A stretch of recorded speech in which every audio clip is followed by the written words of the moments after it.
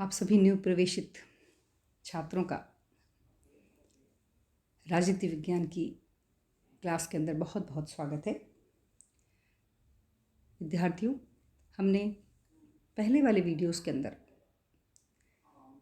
राजनीति विज्ञान की प्रथम इकाई में राजनीति विज्ञान का अर्थ, परिभाषा, उसके दृष्टिकोण, राजनीति विज्ञान के अंदर आने वाले जो नए उपागम हैं जैसे व्यवहारवाद, उत्तर व्यवहारवाद, इसकी चर्चा करी थी।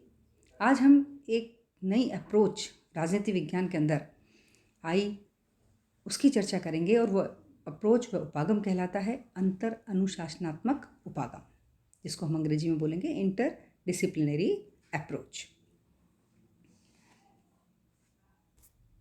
ये इंटर डिसिप्लिनरी अप्रोच है क्या? देखिए विद्यार्थियों कि हम तो ये जानते ही हैं कि मनुष्य एक सामाजिक प्राणी है और वह समाज में रहता है और समाज के जितने भी क्षेत्र हैं उसमें वह क्रियाशील रहकर अपने कार्य करता है।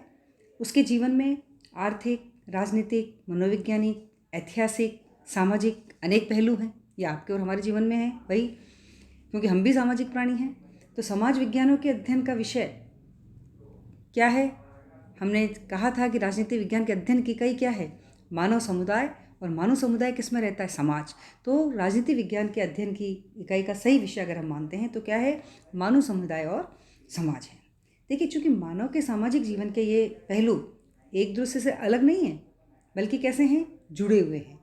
इसलिए तमाम सामाजिक शास्त्र भी एक दूसरे से किसी न किसी रूप से जुड़े हुए हैं। राजनीति विज्ञान इन सभी समाज विज्ञानों में से केवल एक विषय है और इसका अध्ययन क्षेत्र राजनीति से या राज्य से संबंधित माना जाता है। जैसा कि हमने परिभाषाओं में पढ़ा था कि इसका संबंध राज्य से होता है, किंतु ये सामाजिक विज्ञानों से भी जुड़ा हुआ। ऐसा नहीं कि राजनीति विज्ञान केवल राजनीति या राज्य से ही जुड़ा हुआ है, वह कई सामाजिक विज्ञानों के साथ जुड़ा हुआ है। आप देखिए, 18वीं शताब्दी से पहले जो विभिन्न सामाजिक विज्ञान नहीं थे और समाज का जो तमाम अध्ययन है वो किससे जुड़ा हुआ था? दर्शन। पहले इसको राजनीतिक दर्शन के नाम से जाना जाता था, हमारी राजनीति विज्ञान को। किंतु 18वीं शताब्दी में ही फिजियोक्रेट्स तथा एडम स्मिथ ने राजनीतिक अर्थशास्त्र को एक स्वतंत्र समाज विज्ञान के रूप में बताने की चेष्टा करी और इसी प्रकार 18वीं शताब्दी में जो अलग अलग सामाजिक विज्ञान थे उनको स्थापित करने की कोशिश की गई और 19वीं शताब्दी में इस प्रक्रिया के विरोध में आवाज़ें उठी। हालांकि कोई भी जब अच्छा कार्य किसी क्षेत्र में होता है तो उसके पक्ष और विपक्ष दोनों में लोग होते हैं, तो आवाज़ें उठना स्वाभाविक है।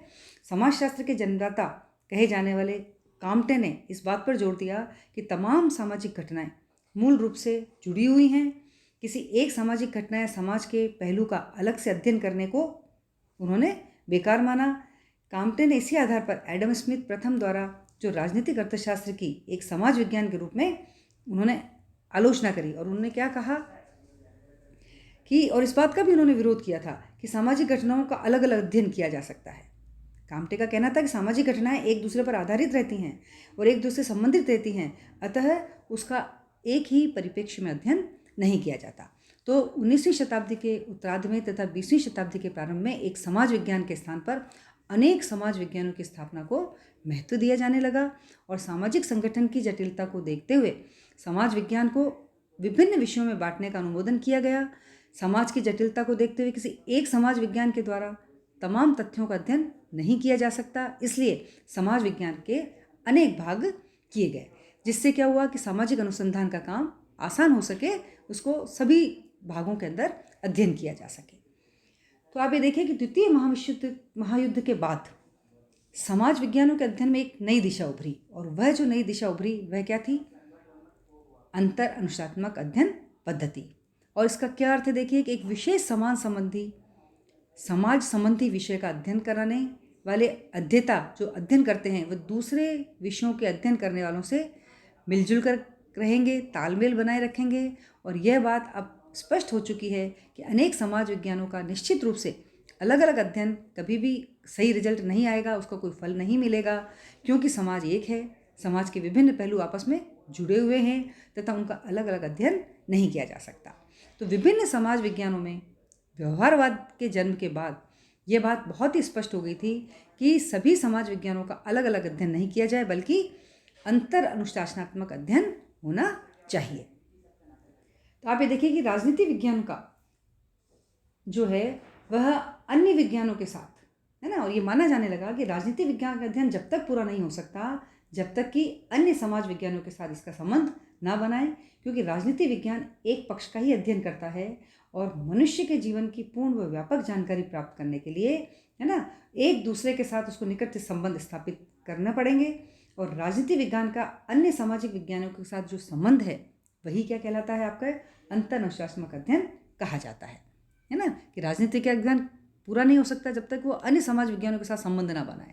तो क्योंकि राजनीति विज्ञान का एक पक्ष का ही अध्ययन करता है और मनुष्य के जीवन की पूर्ण व्यापक जानकारी प्राप्त करने के लिए क्या करना पड़ेगा, उन्हें एक दूसरे के साथ निकट संबंध स्थापित करने पड़ेंगे। और राजनीतिक विज्ञान का अन्य सामाजिक विज्ञानों के साथ जो ये संबंध स्थापित करना है, ये अध्ययन क्या कहलाता है, अंतर अनुशासनात्मक अध्ययन कहा जाता है। जैसा कि डेविड स्टन ने भी लिखा है कि भूतकाल में जब राजनीति विज्ञान में अन्य अनुशासनी के साथ उसके संबंधों की चर्चा होती है ना, जो अन्य अनुशासन है उसके साथ उसके संबंधों की चर्चा होती है, तो उस समय ये कहा जाता था कि राजनीति विज्ञान तथ्यों की अधिक अच्छी जानकारी प्राप्त करने के लिए अन्य सामाजिक विज्ञानों में की गई जो खोज है, उसके जो परिणाम हैं, उसमें जो पद्धतियों का उपयोग किया गया है ना, उनकी भी जानकारी प्राप्त करे कि अन्य समाज के अंदर क्या क्या किया जा रहा है। राजनीति विज्ञान का संबंध नीति से है, जो उसकी मुख्य विषय वस्तु है, राजनीति जिसको हम कहते हैं, और वह व्यक्ति के सामाजिक जीवन का एक पक्ष है। हम नीति के अनुसार चलें, आपने नीति के बारे में सुना होगा ना, हमको नीति के अनुसार चलना चाहिए, तो नीति तो हमारे जीवन का एक बहुत ही महत्वपूर्ण पक्ष है। तो राजनीति लक्ष्य की पूर्ण व्यापक समझ प्राप्त करने के लिए यह आवश्यक है कि राजवैज्ञानिक अन्य संबंध पक्षों की उपेक्षा न करें, है ना। तो इस प्रकार से आप ये देखिए कि सभी को पूरी तरह से अलग नहीं रखा जा सकता। द्वितीय महायुद्ध के बाद देखिए राजनीति वैज्ञानिकों ने तो जीवन की कठोर वास्तविकता पर अपना ध्यान केंद्रित करना शुरू किया, और यह भी उचित ही था कि राजनीति अभिकर्ताओं का आचरण भी उनका ध्यान आकर्षित करता था कि दूसरी जगह क्या हो रहा है। तो अध्ययन के संबंध में विकसित इस नए उपागम ने राजनीति विज्ञान को अंतर अनुशासनीय स्वरूप प्रदान किया, और अब उसके अध्ययन के सभी सामाजिक विज्ञानों से कुछ न कुछ शामिल किया जाने लगा है। तो मनुष्य का चिंतन उपखंडों में नहीं होता है, चाहे वह समग्र के एक छोटे पहलू पर ही विचार करें, तो चिंतन करते समय अपना ध्यान समग्र पहलुओं पर होना चाहिए तथा उसका एक दूसरे से मूल्यांकन किया जाना चाहिए। जहाँ तक राजनीति विज्ञान का संबंध है ना, उसकी मुख्य विषय वस्तु क्या है कि वह व्यक्ति के सामाजिक जीवन का एक पक्ष है, और राजनीति दृश्य की पूर्ण व्यापक समझ प्राप्त करने के लिए आवश्यक है कि राजवैज्ञानिक अन्य संबद्ध तथ्यों की उपेक्षा न करे। जैसा कि अरस्तु ने कहा है कि मनुष्य न केवल सामाजिक प्राणी है बल्कि एक राजनीतिक प्राणी भी है। तो राजनीतिक विज्ञान को एक बहुअनुशासनिक स्वरूप प्रदान करने में एक महत्वपूर्ण भूमिका उसकी परिधि में एक नए क्षेत्र की वृद्धि की रही है। ये नया क्षेत्र कौन सा है? एशिया, अफ्रीका और लैटिन अमेरिका, इसके जो नव स्वतंत्र समाज का है उसका आधुनिकीकरण और विकास, वह भी इसके अंतर्गत आता है कि इनने भी उसको आगे बढ़ाने में हमारे को सहयोग किया है। तो राजनीति को एक बहुअनुशासनिक स्वरूप प्रदान करने में, है ना, उसके क्षेत्र की रही है, और उसके क्षेत्र के अंदर कौन कौन आ जाते हैं? एशिया, अफ्रीका, लैटिन अमेरिका, वहाँ पर नए नए राज्य स्वतंत्र हो रहे थे, एक नया आधुनिकीकरण की प्रक्रिया चल रही थी। तो यहाँ पर यह कहना भी आवश्यक है कि विकास की आधुनिक प्रवृत्तियों ने राजनीति वैज्ञानिक के कार्य को कुछ अधिक कठिन बना दिया। इसके लिए प्रत्येक सामाजिक विज्ञान की थोड़ी थोड़ी जानकारी आवश्यक है, तभी वह अपने अध्ययन के साथ साथ न्याय कर सकता है। तो उदार व्यवहारवाद का जो उदय है वो विकासशील समाजों के आधुनिकीकरण तथा राजनीतिक विकास की दिशा में किए जाने वाले प्रयत्न, प्रणाली उपागम का बढ़ता हुआ महत्व तथा राजनीति वैज्ञानिकों की जो निर्णय निर्माण की प्रक्रिया है उसको गहराई से समझने और जानने के अंदर जो रुचि बढ़ी, उसके कारण राजनीति विज्ञान दूसरे सामाजिक अनुशासनों पर उतना ही आश्रित है जितना अन्य सामाजिक विज्ञान उस पर आश्रित हैं। तो आप ये देखिए कि बिना एक दूसरे की सहायता लिए राजनीति विज्ञान भी किसी प्रकार के किसी निष्कर्ष पर नहीं पहुंच सकता। जैसे राजनीति विज्ञान का जब हम अध्ययन करते हैं तो मनुष्य इसकी इकाई मानते हैं, और मनुष्य इसकी इकाई होने के साथ आप देखिए मनुष्य समाज में रहता है, तो हमें इसके साथ समाजशास्त्र का भी अध्ययन करना पड़ेगा। हम किसी का शोध कर रहे हैं तो हमको उसके इतिहास का भी अध्ययन करना पड़ेगा। हमें उसकी आर्थिक स्थिति, है ना, अर्थशास्त्र का भी अध्ययन करना पड़ेगा। हमें उसका मनोविज्ञान, तो मनोवैज्ञानिक जो क्षेत्र है हमें उसका भी अध्ययन करना पड़ेगा, है ना। तो इस प्रकार आप ये देखिए कि राजनीति विज्ञान के अंदर अकेला अध्ययन नहीं किया जा सकता। राजनीति विज्ञान का अध्ययन अन्य सामाजिक विज्ञानों के साथ किया जा सकता है, और राजनीति विज्ञान का अध्ययन अन्य सामाजिक विज्ञानों के साथ किए जाना ही अंतर अनुशासनात्मक अध्ययन कहलाता है।